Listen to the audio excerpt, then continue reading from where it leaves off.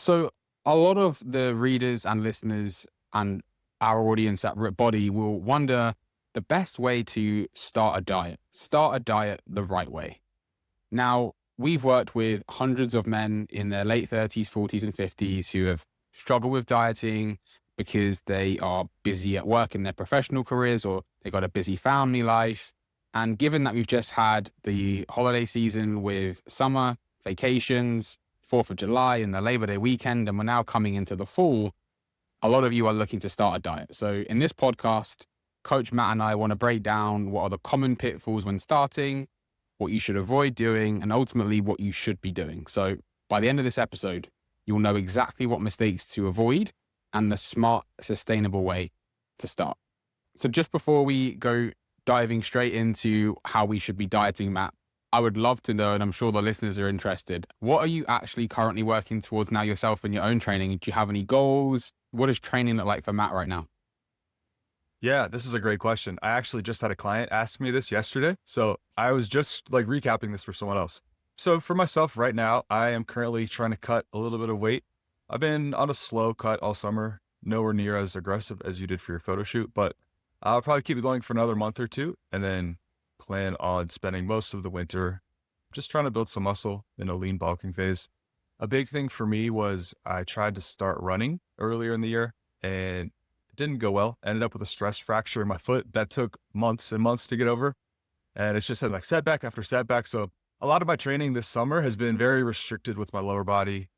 Any like calf training has been essentially non-existent. So I think it's going to be a lot of just trying to build my legs back up, get the strength back in my legs and my foot and everything, which probably not the best to be cutting while trying to heal for an injury, but it was a slow, gradual thing.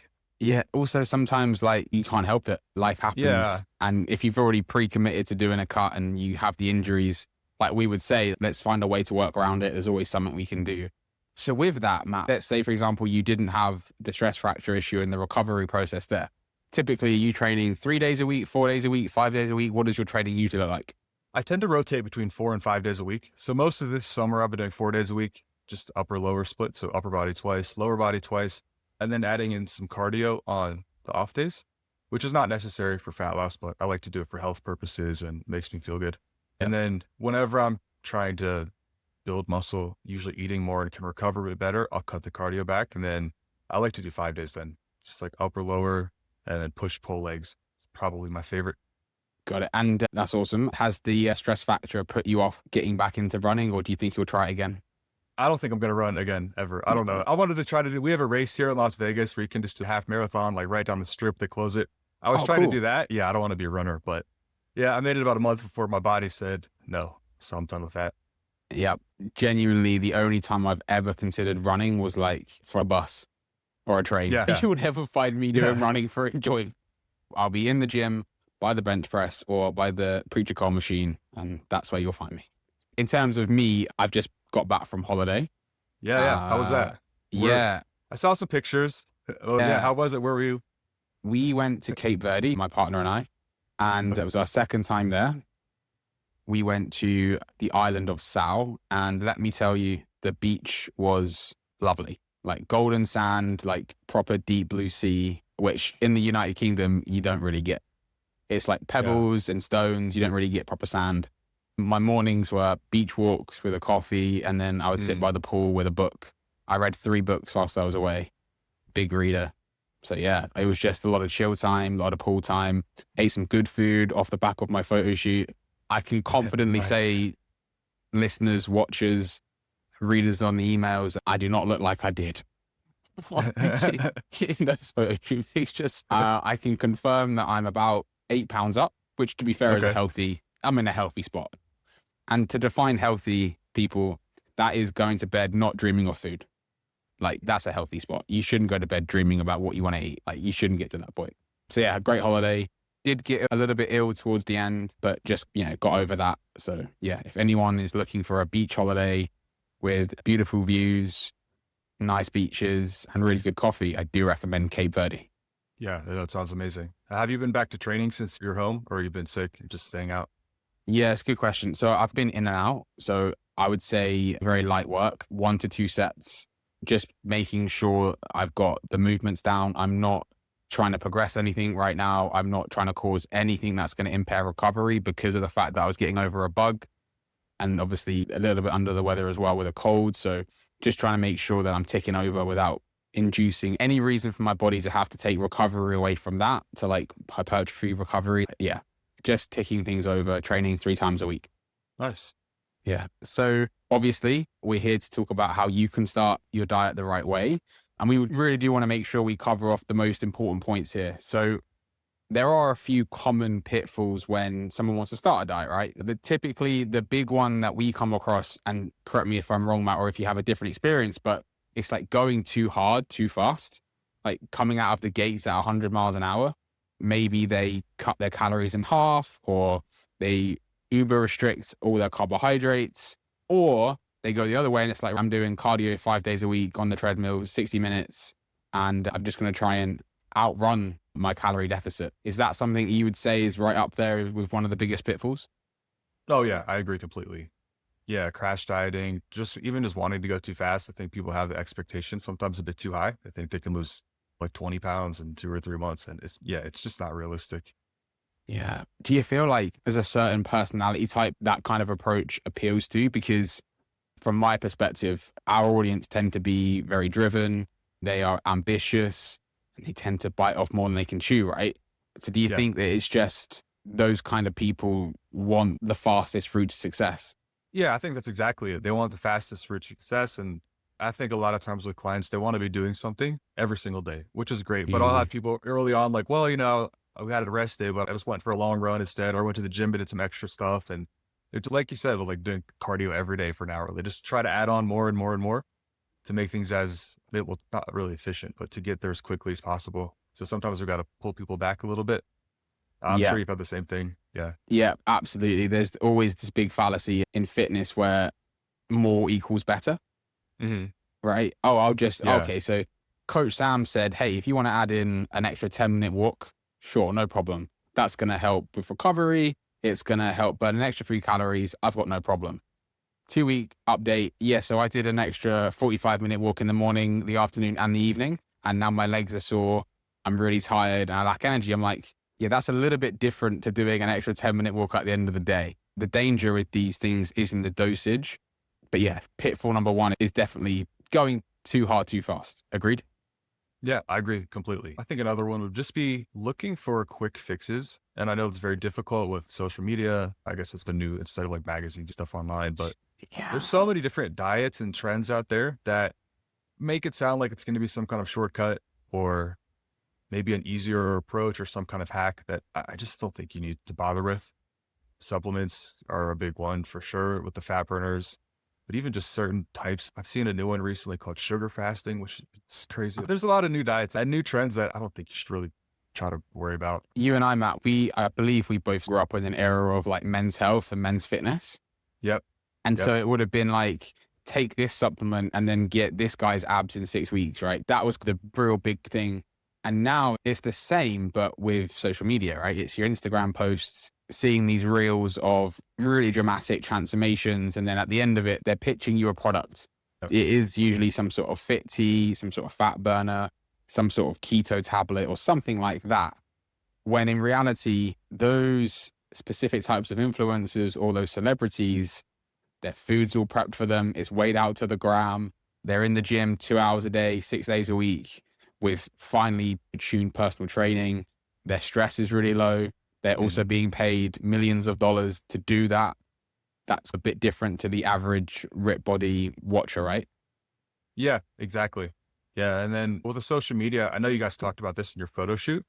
That after picture, you can do a lot of things to make yourself look really good, but it doesn't mean they're going to look like that all summer or even for a week. Like that might be their peak physical condition versus they can take a kind of an unflattering before picture. So yeah, you got to be careful with that for sure. Yeah. And just piggybacking off that, Matt, which is a fantastic point, it's also not taking what someone else has done and trying to apply it to your situation, because you have things like your genetics, your tolerance Yeah. to things, and that comes through like training, your nutrition, even how your body reacts to a deficit. If you try the Rock's diet or the Rock's training routine and don't take into consideration everything else that guy's doing, then you're going to be really disappointed. And I think you'll find that you'll be spinning your wheels a lot more, trying to go too quick and trying to chase a quick fix. I agree. That's a good point. Yeah. So I guess I kind of went two there, the quick fixes and the social media stuff. Two in one. What else would you say is a common pitfall? I would say trying to find motivation, right? Trying to constantly look for a reason to do something, right? I just didn't feel motivated to track my calories this week, or I didn't feel motivated to get to the gym this week. If you're relying on motivation and if you're relying on willpower to get the tasks done necessary to get to the goal that you want, that's a real surefire way to make sure that if you do get there, it's temporary, right? It's against everything we're about. We want to make sure that someone comes and works with us, they have habits, they have structure, they have routine, and they have a system, right? They have a process they can follow that they know if they follow it, they won't need to rely on motivation because action will breed results, which then breeds motivation. I don't know how you feel about motivation. Everyone's got a different opinion on it. Yeah, no, I agree completely. Like you said, there's different types of motivation. It probably gets very complicated if you're trying the different forms. But if you're waiting to go to the gym till you feel like it or you're excited about it, it's going to be really tough. We're both coaches and probably love training. Do you always feel motivated to work out and eat your food and follow like with your shoot? Like I'm sure that was very difficult. Yeah, let me tell you, 2 weeks out from a photo shoot, you're not motivating, right? Yeah. There's zero motivation. It's all about how the environment has been set up. The whole environment has been set up to succeed, right? Mhm. Now, my version of success was very specific.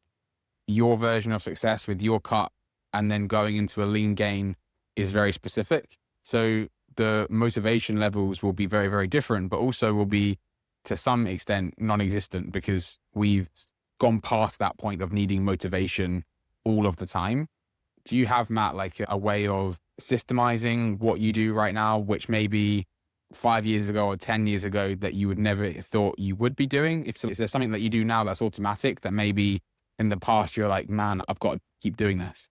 I think having a plan, not just a workout plan, like I've always used training plans, but actually putting it in my schedule, planning out my food, like planning exactly what I'm going to eat in a few days. I think that's huge, especially as I get busier and busier. I'm not a personal trainer anymore where I'm just in the gym all day anyway. So I really have to be intentional about making time to go there, making sure I don't get too busy and push it to the end of the day because then I'm probably not going to want to go. But just having it all laid out and knowing what I'm going to do, I find is very helpful, especially with the food. I don't really like meal planning. I don't like having a set plan, but if I don't have that and I'm just scavenging over the day and trying to make it like line up, it's a lot more difficult. It's a lot more mental energy I have to spend thinking about food versus if I just look at, oh, this is what I have to eat for lunch. Let me just eat this. I think having a plan for sure. Yep. Yeah. What about you? I completely agree. First and foremost, for me, it was always about the food. I've never really struggled with motivation to get to the gym unless my energy is really low, in which case you just have to get yourself there. And then once you're in, you enjoy being there. So it's fine. Right. But for me, with the food, it was like, I just need to have a system in place where I don't think about it. Right. And people will say a plan. I'm someone that will go a level deeper. I'll have 2 or 3 different variations for breakfast, for lunch, for dinner, and my evening snack. That's it. Nice. That's all that's in my cupboard. It's all that's in the pantry. That's all that's in the refrigerator. It's all that's in the freezer. There's no way when I'm at home that I could go off track. So if I'm going to go off track, I've got to get my shoes on, get my coat on, get in the car, go to the grocery store, and then grab the pint of Ben and Jerry's, right? I'm not going to do that when I'm 3 weeks out from a photo shoot. So having that system in place, it takes the guesswork out of it for sure. Yeah. Yeah. I agree. I'll tell you my favorite pitfall. And for me, it's having no exit strategy, know what happens next. Yes. Right. I know that we've got 5 pitfalls that we're going through here, guys, but this one for me is when you get super motivated. So motivation is not your problem. You're not chasing motivation because you're dialed in and you're not obsessing over a quick fix because you found the approach that's working and you get to your end goal. And then you get there, Matt. And then there's this whole like, okay, I've scaled the mountain. Where am I going from here? Do I just fall back down the other side? Like, I don't know about you, but that was always an issue for me in the early years. It was like, I would diet and diet and diet and diet because I didn't have an exit plan and the weight just piles back on. Have you experienced that yourself or have you seen that with clients? Yes, definitely both. Done it with myself. I've seen it with clients a lot. People can get so focused on that end goal and just getting there. And it's almost like a countdown, like, all right, yeah, 5 more pounds to lose. I'm almost there, like one more month. And then it feels like it's done. Yeah, I agree. You definitely need some kind of plan to get out of the diet, what you're going to do next, how you're going to try to maintain a lot of what you've done. Obviously, if you're going to bulk, you're going to gain some fat back, but you want to have some sort of plan and not just suddenly go back to what you're doing before. I agree Yeah. completely. I would be really interested to get your opinion on this actually. So my approach with myself and with clients tends to be fat loss phase, brief maintenance phase, then the transition into the lean gaining phase, or if they need to go into another fat loss phase to get leaner. I always find that is almost acts like a diet break in the same sense of just resetting, recalibrating. How do you view that? Is that something you've tried before or? Yeah, I think the diet breaks are great. I'm a big fan. I think mentally, like I know it's hard to say exactly how much impact 2 or 3 weeks of eating at maintenance is actually going to have hormonally, Yeah. but it's so powerful for the mental break and just having more energy and eating more. I had a client recently who lost a bunch of weight and he was struggling and just feeling really burned out. It ended up being about, I think, 4 weeks we took, a little bit longer than 2 weeks. And even he was like, I probably ate more than I should have. It wasn't super structured, but he still feels incredible. Like the cuts back on, he's hitting new low weights. And he was like, I just felt so good being able to just enjoy time with my family, do what I want for a few weeks. But yeah, so I think having that in is super powerful. Awesome. Awesome. So let's just do a quick recap. So at the moment, we're covering the pitfalls. We've got obsessing over quick fixes. We've got chasing motivation. We've got not having an exit plan. And we've had going too extreme too fast. Okay. Now I'll let Matt explain the fifth one. For some reason, I feel like you would be the kind of person that would get into the weeds with your Yes, programming and your nutrition. So tell everyone, what's the fifth pitfall? I would call it paralysis by information, just thinking too much about the details. You're right. This is something I do for myself, even like outside of training. If there's something I'm interested in, I will go like deep down the rabbit hole to learn everything I possibly can about this. And I think with like fitness and health, that can really distract you from what you need to be doing, whether it's looking at certain supplements. So like the common things I hear from clients, right? They ask, oh, is it okay to have like more or less carbs on this day? Is this supplement worth it? I went a little bit over on fat. Is that stalling my progress? Certain training things, like different training techniques about, and there's just a lot of information out there. I think people are going to see, especially if you follow people in the fitness industry. Everyone has different ideas and different things. You can kind of always be questioning like what I'm doing, it's working, but maybe this is better. Let me try this instead. And it's very easy to just kind of hop around and do too much. I think just lose focus on just the basics, right? Sticking to eating your calories, your protein, sleeping well, training consistently, just doing that long periods of time and just hop around and just look at too many different things. Yeah, I do that myself all the time for sure. Me too. I really believe that Andy, myself, yourself, we are people that like to get into the weeds. We like to do the research. We like to dot I's and cross T's, right? And I also think that's why the clients that come to us at Rip Body mirror that. They are Mhm. super successful in their careers and in their professional lives because they leave no stone unturned. Yeah. In your career, there tends to be a defined pathway. Yes, you can zig and zag a little bit, but by and large, if you do X, you're going to get Y in your career. In health and fitness, in fat loss, when starting a diet, there is so much noise out there. Like you said, Matt, that certainty gets lost. And so you just go around in a circle, half trying different things because you're not completely brought into it, not fully committing to a process or a program or a plan because your heart's not really in it, because you've seen this other shiny object over here. So yeah, paralysis by information, paralysis by analysis for sure. I'll give a quick story about a client that I'm working with right now inside Rip Body. I won't share his name, although I'm sure he wouldn't mind, but he works really high up with Amazon. And his application was just like, it read like a research paper. Like he Mhm. knew what macros were. He knew how to track calories. Like his gym training was almost spot on. But because he was trying to optimize every single little detail, he was missing the forest for the trees. Mhm. And he got so focused on the minutia that he missed the bigger picture, which was adherence, right? He was so caught up in, is this perfect? Is this exactly the way it should be? That when the weekend came around, everything that he had tried to perfect Monday for Friday went out the window. And I think that's what paralysis by information or paralysis by analysis can do, is that when you get so caught up and you feel like you're putting all this effort in and the result doesn't come, you give up, right? Yeah. I would say that's probably alongside not having an exit plan, the biggest one. So I would, unless there's anything more you want to add, Matt, I would say those are the biggest pitfalls that we face with clients or clients face. Yeah, I know. I agree. I think we've covered just about everything that comes up on a regular Cool. basis. So in a more quick fire round here, what do you think the audience that we have, the listeners, the watchers and the readers at Rip Body, what would you say is one of the key things they should absolutely avoid doing? The biggest thing that comes to mind for me is definitely avoiding the all or nothing mindset, which is basically feeling like if you can't be perfect with your training or your food, it's not worth trying. Or if you slip up at one meal, you may as well just, oh, try again tomorrow. The day's over or the weekend is over. And this comes up a lot. Like I'm sure it's the same for you. A lot of our clients are very busy. I have a lot of clients who travel frequently for work or pleasure. If they're in a different location, maybe they can't get the exact workout they want. They have to eat out. If it's a business thing, like you just don't have as much control as you would like over your food, over your training, basically over what's going on. And I think still, it's important to still have that mindset of I'm still going to do the best I can, even if it's something. It doesn't have to be perfect, but just do something to stay on track and keep you moving towards your goal. I think that's huge. I think you nailed that. I think you hit that out of the park. I know you like baseball. I think that was perfect. I don't think I can add to that other than, yeah, something's always better than nothing. Yeah. Yeah. Guys, avoid the all or nothing mindset. The next one for me is stop under eating protein. I cannot stress enough that as a guy, as a male, as a man, your protein requirements are so much more because you have more muscle, you tend to move more, you tend to have potentially more physically demanding jobs.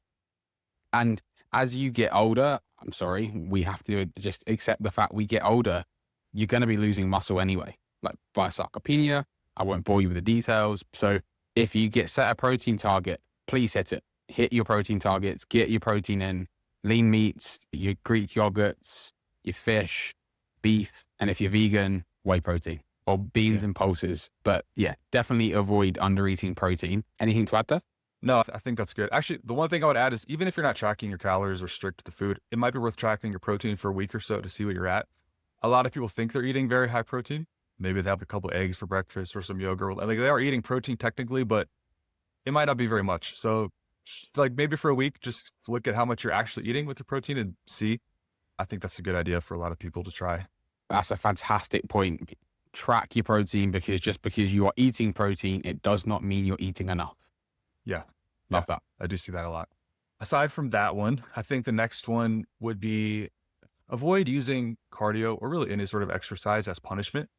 We may have different thoughts on this. I actually like doing cardio. I'm a big fan of it, but I like doing it for health purposes. I like how it makes me feel. I like keeping my blood pressure in check. I feel like I can recover better between sets. I'm not a fan of using it. Sometimes you have to, but I wouldn't do it just to burn calories. Or I don't see this as much recently, but like when I worked at the gym, a lot of clients would tell me, oh, I just went out over the weekend and drank a lot. So came in today, did an extra hour on the elliptical to make up for it and burn it off. Like that, don't do that. Don't use it as punishment. It's a good thing for your body. I could not agree more. There is no part of exercise that should feel like punishment. Full stop, period. Right? Cardio is good for your health. It's not a punishment. Exercise in general is there to build you up, improve you, make your life better. Right?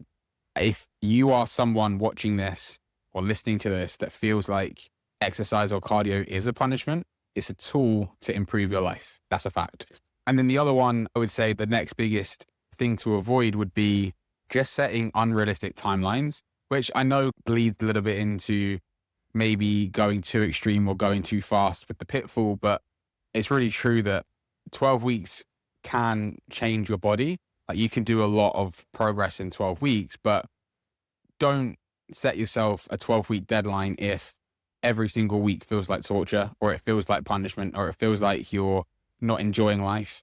I'm sure you will agree, Matt, but all of what we do is about integrating this into a lifestyle that you can sustain post working with us or post diet. So yeah, we're big, aren't we, Matt, on having people set realistic timelines for realistic goals. Yep, I agree. That's super important. And then all of these things too, we're listing, like I've done a lot of these myself over the years getting into fitness. I'm sure you have too. So we're not trying to make you feel bad with all of these things because it's probably common stuff. We see this all the time. A lot of people do the same thing. So just trying to help you make sure, avoid these mistakes, not feel bad if you've been doing this or using cardio or whatever. Like it happens. Like I'm sure we've all done it. Yeah, I'll echo that. We're not calling you out. We're just making sure that you know it's okay and there's a better Yeah. way. So we've gone through the common pitfalls. We've gone through things they should absolutely avoid when starting a diet. I say we give them the ripped body approach to starting a diet going into the fall of 2025. What do you say? I love it. Let's do it. Awesome. Okay. So we got to start with the fundamentals, right? And the Yes. fundamentals are having a protein target that is aligned to you, having some calorie awareness so that you know that you can be in a deficit, and resistance training. Like, honestly, if you think of the big rocks, small rocks, pebbles analogy, if you do those three things, you're getting like 80% of the results, right? Yeah. Protein target, calorie awareness, resistance training, you're going to be most of the way there. Yeah. I agree completely. Just a quick one there, and maybe we can link it below. We do have a calorie calculator that will solve all of that for you. Yep. Right. And then there's loads of training programs on the website that will help. Just wanted to say that. Yep. No, that's perfect. Branching off of that, the next thing is just making sure that whatever you're doing is very sustainable. We've been talking about having this 12-week target, and maybe that's not the best thing, but I think whatever changes you're doing, you need to make sure you can stick to for a long time. So when you're looking, for example, at our training plans, we have 3-day options, 4-day, 5-day. There's tons of stuff. Like, you want to make sure it's actually realistic for your schedule, especially if you are busy. A lot of guys are busy with work. Like, I have a lot of clients who travel, have family commitments. And so maybe 4 days a week of training is better than 3, but if you can't get to the gym 4 days a week, there's nothing wrong with doing 3 days a week. It's still going to work fine. So make sure that whatever plan you pick, whether it's the diet, the training, it actually fits your lifestyle, and like, you can make this stick for ideally forever, but for a long period of time. Yeah, I love that. That is a fantastic point, right? Just because someone with a mic on Instagram said you should be training 6 days a week, an hour at a time, and that's optimal. Yeah, that's not optimal if you can't see yourself doing it a year from now, 2 years from now, because you're traveling around the country or around the globe because you need to do it for business or you need to do it for work. I love that. And just to tackle a nutrition side of things, so many of our clients have families, and that means barbecue on the weekend. That means family dinners. That means either a night out with the lads at getting beers. Whilst we wouldn't say, hey, let's plan in 6 beers on a Friday night every week, we are also realistic that life is there to be enjoyed, and socializing, alcohol, and these kinds of foods are a part of that. And so building a system of thinking, building a focus on sustainability around how to manage that without feeling guilt or shame. I think that's one of the biggest things we're working with clients from a nutritional perspective, just to make sure this is something that happens for life. Yeah, no, that's great. All right. So we've got nailing the fundamentals, making it sustainable. I think the next thing is going to be having realistic expectations. I don't know, we've mentioned this as well. You're not going to make this crazy dramatic transformation in just a matter of months. It's going to take longer. And I feel like for guys too, we tend to underestimate how much weight we need to lose. You're probably going to need to cut a bit longer than you think to get there, but I also want to make sure you're doing things at a good pace. We typically recommend about 0.5% to maybe 1% of your body weight per week. And Yeah. the 1% is really pushing it. And I Yeah. know that sounds slow, but if you think about it, if you do that for 6 months or a year, it's going to be pretty dramatic change. As someone who has recently gone through quite a dramatic transformation for a photo shoot prep, I was close to that 1% rate of loss for the last 6 weeks. I would never be the plan out of the gate. If you are losing 1% of your body weight for longer than a couple of weeks and it's not for a vacation, we need to have a chat about what's realistic and why you're doing it, right? Again, everything we do is about making sure what you're doing has a clear reason why, it makes sense for sustainability, and that you're building lifelong skills. If you're trying to lose 1% of your body weight a week and you're being really aggressive, that's not lasting. And if you're going to be setting realistic expectations, you're going to be focusing on sustainability, we obviously still want you to get to your goal. And that is going to require you doing some level of tracking, adjusting, monitoring. Would you agree that at a Rip Body, and generally what we would recommend is for people to track data? Absolutely. Yeah, I think you have to track for sure. Yeah. What would you say are the core ones for most busy professionals, or most of the men that we work with and the types of lifestyles they lead, Matt? What are the core data points? Your body weight is going to be a big one. That's probably the most obvious one. One note on that, we like to have people track their weight every single day and just look at the weekly averages. We know your weight is going to fluctuate every day, so we want to see the trend over time. I know a lot of people will just weigh themselves once a week, but if you happen to catch a day where your weight's up for any number of reasons, that can kind of skew the data a little bit. So I would track your weight every day. You want to track some body circumference measurements, your midsection, your thighs, right? You can track as many points as you want, but really tracking your measurements is going to be huge. And then I would say tracking your performance in the gym. Have some kind of program, track your lifts, see if you're getting stronger, see if you're losing strength. But having some way to measure your performance as well is going to be really helpful to see if maybe you're going too fast or you're not recovering enough. Yeah, so I would say scale weight, measurements, your lifts in the gym. Have I missed anything? No, I would say for most people listening or watching this podcast, if you track and adjust the metrics that Matt just outlined and you are being objective with the data, I think that's the one thing a coach really brings to the table is that bird's eye view. We don't get too emotionally attached to what the numbers say, which allows us to make the better decisions. Hey, if you can do that and you've got a realistic timeline, you've got realistic expectations, and you are mastering the fundamentals, I believe you are setting yourself up for success over the next 2 to 3 months with your dieting phase. And if we sort of pull all of those 4 key areas to be doing, I think what we end up with is someone that has built independence. Yeah, I agree for sure. I like working with coaches myself sometimes. I love helping people, but my goal is always to help people learn the skills themselves, right? Learn how to read the data, understand what's happening. Why might your measurements be changing, but not the scale wheel? If you can understand these things for yourself, you really will have the tool set to make these changes for life. And if your goals change down the road, you understand what you need to be doing, how to track the data. You get used to not freaking out if the scale changes or doesn't change. Like you just get used to reading the data. And if you can, I think, yeah, just take some ownership of it and not just rely on your coach to tell you exactly what to do, but think about what you need to be doing. I've had clients like this where in the beginning, they usually were just kind of asking, like, oh, what do I need to do? But by the end, they'll straight up tell me, like, oh, based on this, I think we should hold things the same. I didn't lose a lot of weight, but I also had a weekend that was kind of off. My sleep was bad. Let's just keep things the same. And they start to coach themselves by the end, which I think is really cool. I love to see that. Dude, I completely agree. It's the coolest part of coaching when someone spots the problem and then Yeah. they've preempted the solution and they're basically just checking in with you to let you know they've got it solution. And they're Yeah. basically just checking that is when you, but they don't need one. And that's a real difference as to when Yes. someone starts with us and to when someone is ready to go on their own. At the start, they really needed a coach to have all of these correct things in place, avoid the pitfalls, and avoid doing all of the things we shouldn't do. But by the end, it's a case of, I can do this on my own, but now I don't want to. And that is the sweet spot for us. I would just say there that allowing someone to go through that journey mentally, like to understand the mindset shifts that have to happen, tackling the all or nothing mindset, to be able to have a realization that when they go out, they don't have to have 5 drinks, they can have 2.